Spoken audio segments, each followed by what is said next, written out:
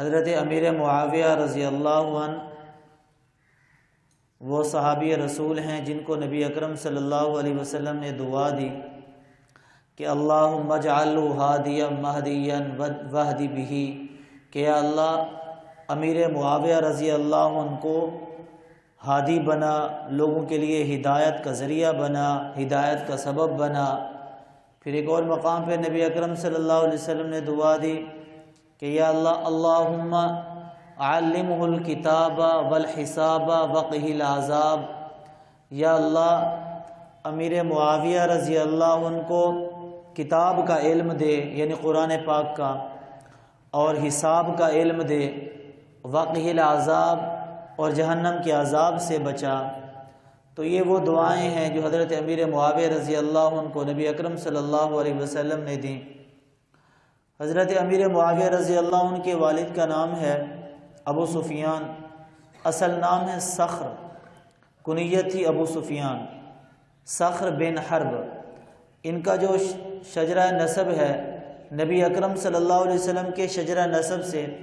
5ویں پشت پر عبد مناف پر جا کے مل جاتا ہے۔ عبد مناف کے خاندان کی پھر 2 شاخیں ہیں، بنو ہاشم اور بنو امیہ۔ ان کا شمار بنو امیہ میں سے ہے، اور نبی اکرم صلی اللہ علیہ وسلم کا خاندان بنو ہاشم میں سے۔ آپ صلی اللہ علیہ وسلم کی ذات بابرکات کی وجہ سے بنو ہاشم کو افضلیت حاصل ہے۔ بنو ہاشم کے بعد سب سے زیادہ اس وقت بھی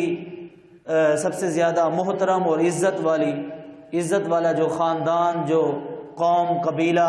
نسب سمجھا جاتا تھا وہ بنو امیہ کا سمجھا جاتا تھا۔ ان کو صاحب دستار شمار کرتے تھے۔ امیر معاویہ رضی اللہ عنہ کے اسلام لانے سے متعلق 2 روایتیں ہیں۔ ایک روایت کے اندر آتا ہے کہ فتح مکہ سے پہلے آپ مسلمان ہو گئے تھے، لیکن اظہار بعد میں ہوا، مسلمان پہلے ہو گئے تھے مخفی طور پر۔ ایک روایت تو یہ کہ فتح مکہ سے پہلے مسلمان ہو گئے تھے۔ دوسری روایت یہ ہے کہ فتح مکہ کے بعد اپنے والد حضرت ابو سفیان رضی اللہ عنہ کے ساتھ آپ نے اسلام قبول کیا۔ نبی اکرم صلی اللہ علیہ وسلم کے ساتھ بہت تھوڑا عرصہ رہے، یعنی 2 سال تقریباً، کم و بیش اتنا عرصہ نبی اکرم صلی اللہ علیہ وسلم کے ساتھ، لیکن اس تھوڑے سے عرصے میں نبی کریم صلی اللہ علیہ وسلم کے ساتھ اتنا قرب، اتنا قریب ہوئے کہ نبی کریم صلی اللہ علیہ وسلم کی زبان مبارک سے ان کے لیے بہت ساری بشارتیں اور بہت ساری دعائیں نکلی۔ تھوڑے سے وقت میں وہ شرف حاصل کر لیے کہ جو زیادہ وقت گزارنے والے بعض صحابہ کو نہ حاصل ہو سکے، وہ شرف حضرت امیر معاویہ رضی اللہ عنہ کو حاصل ہوئے۔ حضرت امیر معاویہ رضی اللہ عنہ کے والد بھی مسلمان اور والدہ بھی مسلمان، والدہ بھی بعد میں فتح مکہ کے بعد مسلمان ہوئی تھی۔ پہلے ابو سفیان مسلمان ہوئے تھے، ایک رات کے بعد پھر آپ کی والدہ ہند بن عتبہ وہ مسلمان ہوئی تھیں۔ یاد رہے کہ یہ ہند وہ عورت ہیں کہ جنہوں نے نبی اکرم صلی اللہ علیہ وسلم کے چاچا حضرت امیر حمزہ رضی اللہ عنہ کو شہید کروایا تھا۔ حضرت واشی کو انہوں نے منہ مانگا انعام دے کر کہا تھا کہ بھی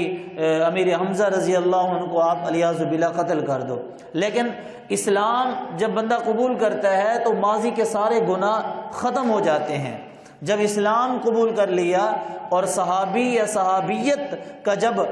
شرف مل گیا تو پھر اس کے بعد کسی کے ماضی کے گناہ پر تنقید کرنا بھی گناہ ہے۔ تو حضرت امیر معاویہ رضی اللہ عنہ کے والد بھی مسلمان ہو گئے، والدہ اسلام قبول کرنے سے پہلے ان کے روایات کے اندر آتا ہے ہند بن عتبہ کے بارے میں، انہوں نے خواب دیکھا جب وہ مسلمان نہیں ہوئی تھیں تو انہوں نے خواب میں دیکھا کہ بہت اندھیرا ہے، ہر طرف اندھیرا ہی اندھیرا ہے، اور وہ اندھیرے میں پریشان ہیں۔ یکایک اس اندھیرے کے اندر ایک روشنی نمودار ہوتی ہے اور اس روشنی کے اندر نبی اکرم صلی اللہ علیہ وسلم کی ذات نظر آتی ہے۔ پہلی رات یہ خواب دیکھتی ہیں، پھر دوسری رات یہ خواب دیکھتی ہیں کہ میرے دائیں طرف حبل نامی بت ہے اور میرے بائیں طرف جو ہے نا یساف نامی بت ہے۔ بت مجھے پکار رہا ہے، دائیں طرف والا بت کہہ رہا ہے کہ اے ہندا میری طرف آ جاؤ، اور بائیں طرف والا بت کہہ رہا ہے کہ ہندا میری طرف آ جاؤ۔ میں نے جب سامنے دیکھا تو سامنے رسول اللہ صلی اللہ علیہ وسلم تھے اور مجھے پکار رہے تھے کہ ہندا میری طرف آ جاؤ۔ یہ دوسری رات کا خواب ہے۔ اسی طرح پھر تیسری رات خواب میں دیکھا، کہا کہ میں حبل نامی بت کو میں نے دیکھا، یہ تیسری رات تھی، میں دوزخ کے کنارے پہ کھڑی ہوئی ہوں اور وہ بت جن کو ہم پوجتے تھے وہ مجھے جہنم کے اندر دھکیل رہا ہے، حبل نامی بت وہ مجھے دوزخ میں ڈال رہا ہے۔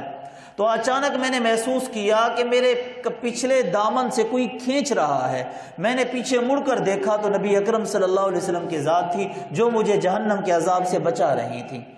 اس کے بعد میں نے اسلام قبول کر لیا۔ امیر معاویہ رضی اللہ عنہ کے والدین فتح مکہ کے بعد مسلمان ہو گئے، اور خود امیر معاویہ رضی اللہ عنہ کے اسلام لانے کے بارے میں دو روایتیں، ایک کے مطابق آپ فتح مکہ سے پہلے کے مسلمان ہو چکے تھے اور ایک کے مطابق اپنے ابو کے ساتھ فتح مکہ کے بعد مسلمان ہوئے۔ حضرت امیر معاویہ رضی اللہ عنہ وہ ہیں کہ نبی اکرم صلی اللہ علیہ وسلم کی زبان اقدس سے ان کے لیے فضیلتیں بے شمار ہیں، جن میں سے ایک یہ ہے، بخاری شریف کی حدیث ہے، آپ صلی اللہ علیہ وسلم اپنی رضائی پھپھو ام حرام بنت ملحان رضی اللہ عنہا کے گھر میں تھے، بلکہ آپ ان کی گود میں لیٹے ہوئے تھے کیونکہ آپ کی رضائی پھپھو تھیں، آپ کی محرمات میں سے تھیں۔ تو آپ صلی اللہ علیہ وسلم ان کی گود میں سوئے ہوئے تھے، تو نیند آئی تو خواب کے اندر دیکھا آپ صلی اللہ علیہ وسلم نے، تو پھر خواب دیکھ کر پھر مسکرائے۔ آپ کی پھپھو نے پوچھا کہ بھی اللہ کے رسول آپ مسکرائے کیوں ہیں؟ آپ نے فرمایا کہ مجھے اللہ تعالیٰ نے خواب کے اندر دکھایا، ایک ایسی جماعت کو دکھایا، ایک ایسے گروہ کو دکھایا جو بحری جہاز پہ سفر کر کے اعلاء کلمت اللہ کے لیے جہاد کریں گے، اور وہ پھر فرمایا کہ ان کے لیے جنتی ہونے کی بشارت دی، اور فرمایا کہ بدری صحابہ کے برابر ان کا عمل ہے، اور فرمایا اللہ کے ہاں ان کا مقام ایسے ہے جیسے رعایا کے ہاں بادشاہوں کا مقام ہوتا ہے،